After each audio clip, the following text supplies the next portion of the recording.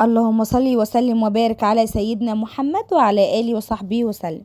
النهارده جايه لكم بفيديو جديد عن احمد وندى. زي ما انتم شايفين كده حبايب قلبي، النهارده ندى راحه للدكتور علشان نفسها زيها زي اي ست نفسها تخلف، وهي متجوزه بقالها 15 سنه. واخيرا يا احمد ان شاء الله النهارده هنسمع احلى خبر من الدكتور. باذن الله هيقول لي ان انا حامل. ان شاء الله هحقق حلمي وحلمك اللي بقالنا 15 سنه نفسنا ان هو يتحقق. ورد احمد عليها وقال لها ان شاء الله يا حبيبتي، ان شاء الله النهارده هنسمع احسن خبر. وفعلا ندى بقالها 15 سنة متجوزة، وراحت لدكاترة كتير قوي قوي قوي، وتعايرت كتير طول ال15 سنة، وهي بتتعاير من أقرب الناس، قرايب، صحاب، كل الناس كانت بتعايرها إن هي ما بتخلفش. والحمد لله وصلوا خلاص المستشفى. وزي ما انتوا شايفين ندى واحمد دلوقتي هيطلعوا يطمنوا، وهتعمل تحاليل واجراءات وتشوف هل هي فعلا حامل ولا لا، بعد 15 سنة معايرات واهانات من اقرب الناس ومن اصحابها وكل الناس حرفيا. انا نفسي قوي يا دكتور اكون حامل. انت ما تعرفيش انا لو حامل انا ممكن اعمل لك ايه او هجيب لك ايه. انت هتكوني وش السعد ووش الخير عليا. انا كل يوم والتاني عند دكتور، بس المرة دي انا حاسة ان هي خير ومتفائلة خير في ربنا، وان شاء الله على ايدك باذن الله بعد ربنا هتقولي لي ان انا حامل. انا المرة دي جاية وعشمي في ربنا كبير قوي قوي. انت ما تعرفيش انا نفسي احمل قد ايه. انا اهلي واهل جوزي بيعايرونا بالحمل وبالخلفة وبالعيال ومبهدلنا على الاخر. انا بقالي اكتر من 15 سنة متجوزة، وامنية حياتي احمل زي اي بنت وزي اي ست. وردت عليها الممرضة وقالت لها ان شاء الله يا حبيبتي باذن الله هقولك احلى خبر النهاردة. دكتور عصام داخل حالا، وهو بنفسه اللي هيكشف عليكي وهنعملك التقرير باذن الله. وفعلا دكتور عصام دخل وفعلا كشف على ندى. والنهارده كمان هنقول لكم احلى خبر باذن الله. ان شاء الله هتكوني حامل يا مدام، باذن الله هنكون وشنا خير ووش السعادة عليكي. والله يا دكتور حضرتك متعرفش انا هفرح قد ايه.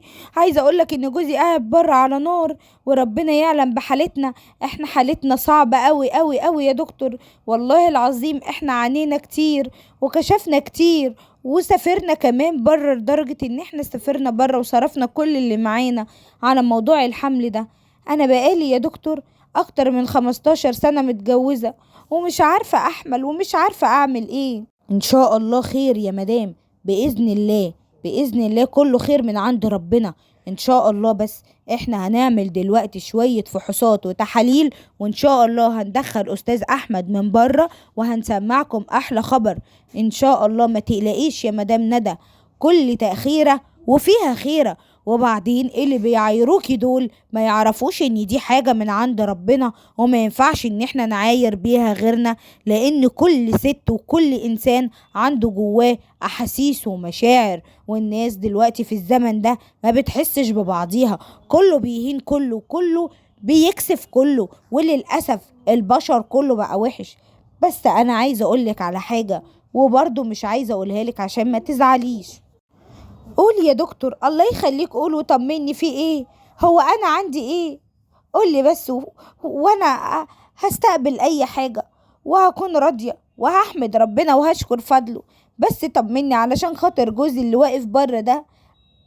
والله يا دكتور انت ما تعرف احنا بنحصل لنا ايه في البيت، وقد ايه احنا بنتعاير بموضوع الخلفة ده. وان في ناس فعلا وصفت لي حضرتك وقالوا لي ان دكتور عصام اشهر من النار على العلم. طمني وقولي انا عندي ايه، ولو حاجة صعبة بلاش تقولها لي، ولو حاجة سهلة وممكن تتعالج قولها لي، وانا هحاول على قد ما اقدر وعلى قد استطاعتي ان انا افهم حضرتك. قولي يا دكتور الله يخليك. بصي يا مدام ندى، انا مش هكدب عليكي، بس عايز حضرتك تكوني فهماني كويس قوي ومقدرة الكلام اللي انا هقوله. وزي ما قلتلك في البداية ان هي مسألة وقت. اتفضلي معايا بره. وفعلا ندى خرجت بره وجابت كمان جوزها علشان يسمعوا التقرير بتاعها. وكان التقرير للأسف. إن شاء الله يا مدام ندى حضرتك محتاجة معانا شوية من الوقت، وإن شاء الله بإذن الله هنسمعك أحلى خبر قريب. بس الموضوع محتاج وقت، ومحتاج وقت شوية، ولكن إن شاء الله هيكون في خير.